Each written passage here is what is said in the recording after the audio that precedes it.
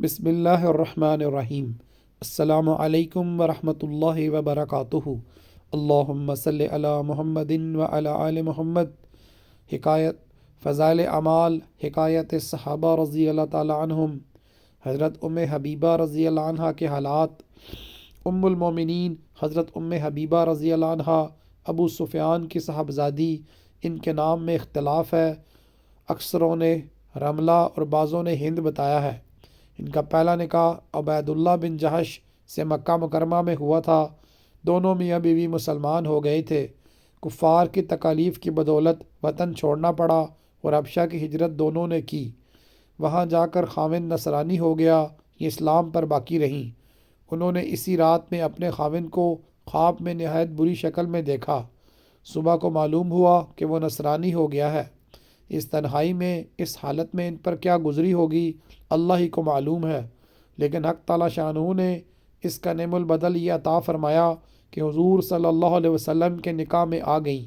حضور صلی اللہ علیہ وسلم نے حبشہ کے بادشاہ نجاشی کے پاس پیام بھیجا کہ ان کا نکاح مجھ سے کر دو۔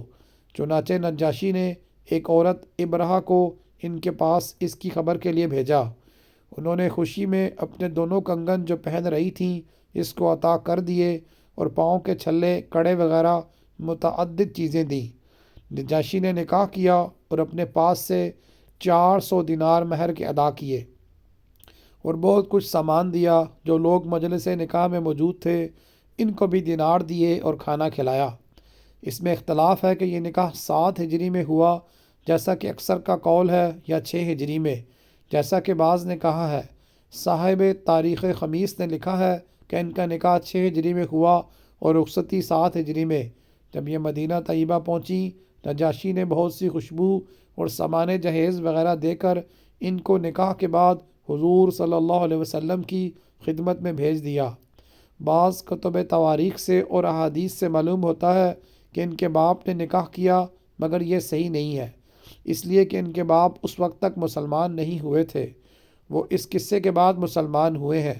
ان کا ایک قصہ اسی باب کے نمبر 9 پر گزر چکا ہے۔ ان کے انتقال میں بہت اختلاف ہے۔ اکثر نے 44 ہجری بتایا ہے اور اس کے علاوہ 42 ہجری، 55 ہجری اور 50 ہجری وغیرہ اقوال بھی موجود ہیں۔ جزاک اللہ خیرہ۔ السلام علیکم ورحمۃ اللہ وبرکاتہ۔